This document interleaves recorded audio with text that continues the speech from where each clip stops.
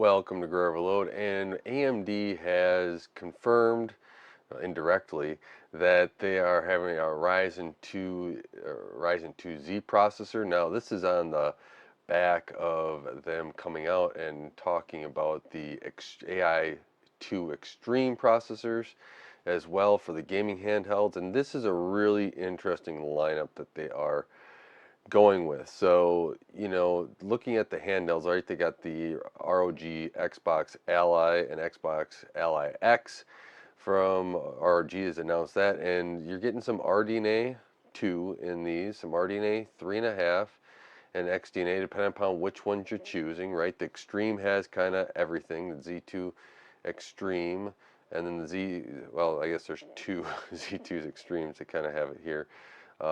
They have the AI Extreme and they have just the Z2 Extreme. I guess the difference is you got XDNA in one of them, and you got everything down to the Z2, Z2 Go, and the Z2A. So you're going from about a high end of 35 watts all the way down to 6 watts on the Z2A, up to or 6 to 20 on the Z2A.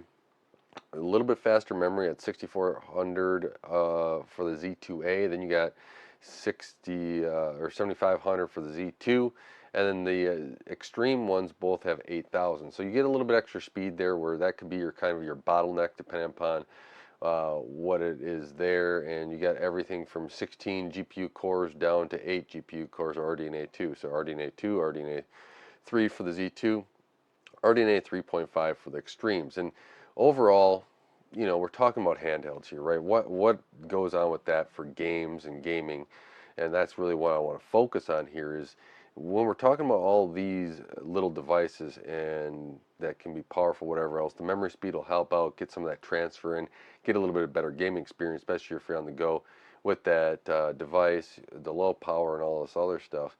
The one really nice thing I'm seeing about this is that there is some push forward into the handheld space. We got a lot of handhelds out there. A lot of people make them. Steam one. I mean, Nintendo kind of kicked it off, and so if you want to be in the Nintendo ecosystem, Xbox is trying to break in. Steam OS, ROG Ally, MSI has even the Intel one. Now they're going to make an AMD one too.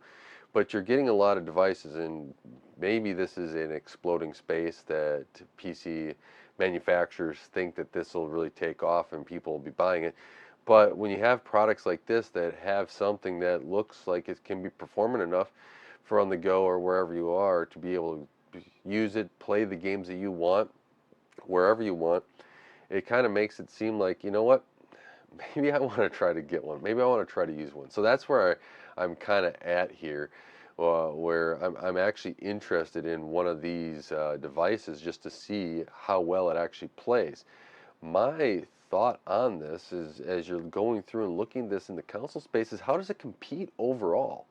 Is this something where one of these devices maybe replaces your console?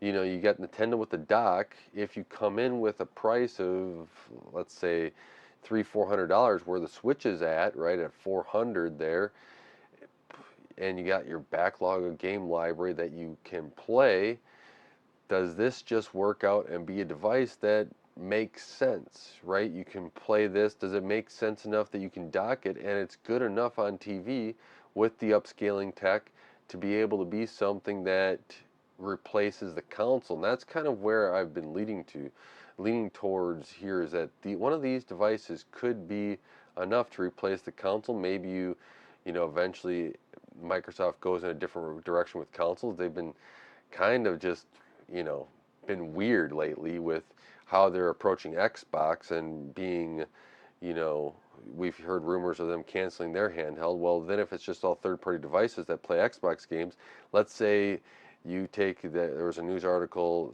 that somebody showed a screenshot of their Xbox games being called PC games. You do that, then all of a sudden your handheld can play all those Xbox games. What's to stop you from just using that as your Xbox gaming device on TV, on the handheld, then also get access to your Steam library, your Epic library, your GOG library, whatever other game library you have? This is something that can really open up and be a true like console of all games, right? Not just a console of a game manufacturer, Sony, Microsoft, or Nintendo, but you can play it on anything. And this is, while the hardware, I'm interested really in the hardware, I'm thinking about the overall ecosystem of how this maybe helps out and reignites, kind of brings back of I can buy a device, it has kind of everything, and I can play games on it. I don't have to spend $700-800 just to get into here. You start looking at that price. You look at where consoles are at, right? Where they are, 220 or something like that. Does a parent, maybe they get the Xbox X back when it was only, $500, right?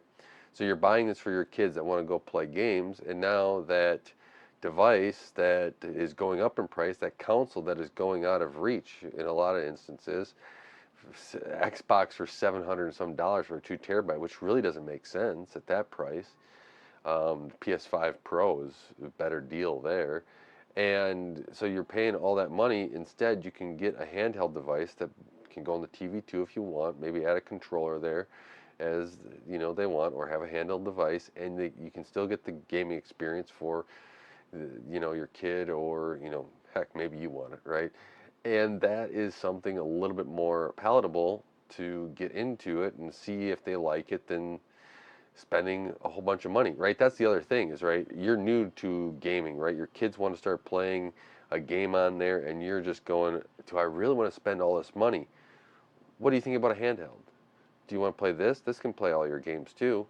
All of a sudden, if they like that, then you can invest more into it too. So these entry points of the gaming side of things, of being able to see, hey, are you going to like it? Are you going to play games longer? Might be a good idea. And AMD is delivering hardware there for every single segment from the Z2A all the way up to the AI Z2 Extreme. So you have the different segments for whatever you want to game on. And that, with MSI even moving over to AMD for some of the stuff, I'm kind of surprised that Intel didn't just try to push MSI a little bit more to keep at least a corner of their segment, but maybe the claw was not selling as well as they needed it to, and that's why they're adding it in. I don't know. I'm just taking a guess here. And that's one of those things where you're like, you know what? Maybe if Intel could get something going here and round out their drivers a little bit more, make sure that the old games and everything work, you have two competitive platforms going forward that really take off. I actually think that Intel's got to watch it, because if Nvidia nails it with a MediaTek ARM AOC, that would then really kind of show this as ARM SoC with their GPUs. It just show it as game over for Intel, I think, because what's the need then? You have the NVIDIA drivers, which, albeit right now, have been a little rocky, but then you have the AMD side of things, where the processor GPU for especially these low end have been proven to do really well. And then you have the NVIDIA side of it, right? And where's Intel here? So, where they are. I think Intel should have really tried to push this a little bit more to keep that corner. So, with that, that's all I got for today. Let me know what you thinking about handhelds, or what you think about handhelds. Whoa, that was bad. What you think about handhelds? I think it's just I think it can be a good entry point, and maybe that'll lead to more people PC gaming in the future, which I'm all for, because I like PC gaming too a lot. So that's my whole thing. Leave in the comments below. I'll be sure to read those. I really do appreciate the comments, because I enjoy reading them, reading the community, what they think about this. And with that, thank you so much for watching. Thank you for supporting Graverload.